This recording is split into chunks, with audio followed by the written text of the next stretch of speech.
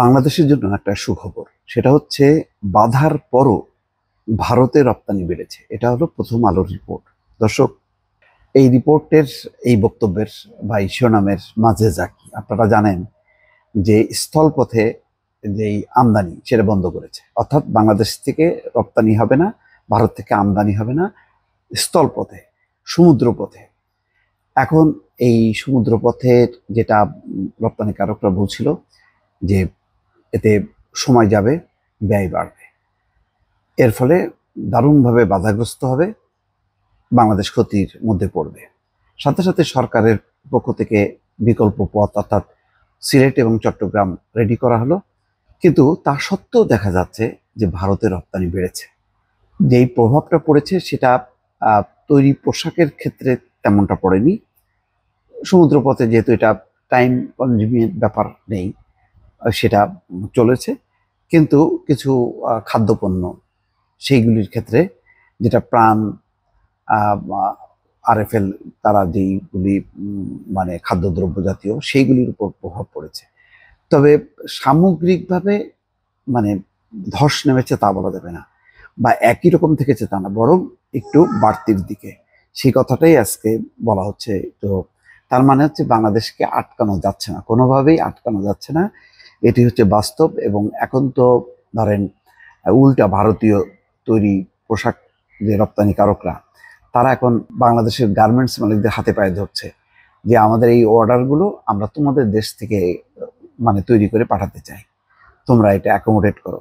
এখন বাংলাদেশ এই ভারতীয় রপ্তানিকারকদের অর্ডার নিচ্ছে, চীনের অর্ডার নিচ্ছে। চীন উল্টা এখন যেটা করতেছে, বাংলাদেশি কারখানা স্থাপনের চিন্তা করতেছে, অথবা যেই সমস্ত কারখানাগুলো আছে যেগুলি চলছে না সেগুলি হয়তো কিনে নিয়ে তারা সেখানে রপ্তানি শুরু করবে। অর্থাৎ দারুণ একটা সম্ভাবনা তৈরি হয়েছে ওই মার্কিন শুল্ক আরোপের কারণে।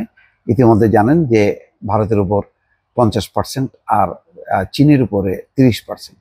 এখন আলাস্কায় যে বৈঠক, সেই বৈঠক ব্যর্থ হবার পর সেটা মানে একই রকম সেই জরিমানা থাকে কিনা সেটার সংখ্যাটাই বেশি, কারণ বৈঠক তো সফল হয়নি, অর্থাৎ যুদ্ধ করবে না এরকম কমিটমেন্ট করেনি। তার মানেই হচ্ছে যে ভারতে সস্তা তেল বিক্রি করবে, ভারত কিনবে রাশিয়ান সস্তা তেল।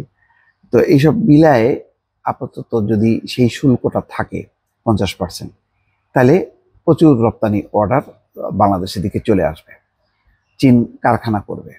ফলে বাংলাদেশের একটা দারুণ একটা সুযোগ। এটা বাদ দিলেও যেই হিসাবটা এখন প্রথম আলো প্রকাশ করেছে, তাতে বলা হচ্ছে যে ভারত নানা রকম বিধিনিষেধ আরোপ করার পরেও দেশটিতে গত জুলাই মাসে বাংলাদেশের রপ্তানি বেড়েছে। তবে এক এক খাতের অবস্থা এক এক রকম। তৈরি পোশাক, প্লাস্টিক সহ কয়েকটি পণ্যের রপ্তানি বেড়েছে, যেগুলো মানে দ্রুত নষ্ট হবে তেমন না, প্লাস্টিক পণ্য এবং তৈরি পোশাক। অন্যদিকে অনেকটাই কমেছে পাট এবং পাটজাত পণ্য এবং খাদ্য পণ্য রপ্তানি, এগুলি কমেছে। জাতীয় রাজস্ব বোর্ডের হিসাবে গত জুলাইয়ে ভারতে মোট 14,94,00,00,000 পণ্য রপ্তানি করে বাংলাদেশ, যা আগের বছরের একই সময়ের চেয়ে 4% বেশি। খুব বেশি না, কিন্তু 4% বেশি। তার মানে কমে তো নাই। এবং এই ধরনের ট্রেন্ড থাকলে যেটা হয়, আস্তে আস্তে উপরের দিকে, অর্থাৎ যে বিধিনিষেধগুলো আছে তার বিকল্প হিসেবে দাঁড়ায় যায়। মানে আসলে বাংলাদেশের পণ্যের চাহিদা যদি না থাকে তাহলে তো ভারত সেটা রিসিভ করবে না। এটা নির্ভর করে যে বাংলাদেশের পণ্যের লাগবেই অমুক অমুক পণ্য, এবং সেটা আনলে আমাদের জন্য লাভজনক হবে, তখন তারা যে কোনোভাবেই হোক না কেন বিকল্প পথ বের করে নেয়। স্থলবন্দর ব্যবহার করে বাংলাদেশের পণ্য রপ্তানির ক্ষেত্রে ভারত বিধিনিষেধ আরোপ করেছিল। তখন আশঙ্কা করা হয়েছিল দেশটির বাজারে বাংলাদেশের রপ্তানি কমে যাবে, কারণ সমুদ্রপথ ব্যবহার করে ভারতে রপ্তানি করার ক্ষেত্রে সময় লাগবে। এখন দেখা যাচ্ছে কয়েকটি খাতে এটার প্রভাব পড়েছে, তবে পোশাক সহ কয়েকটি খাতে তেমন প্রভাব পড়েনি।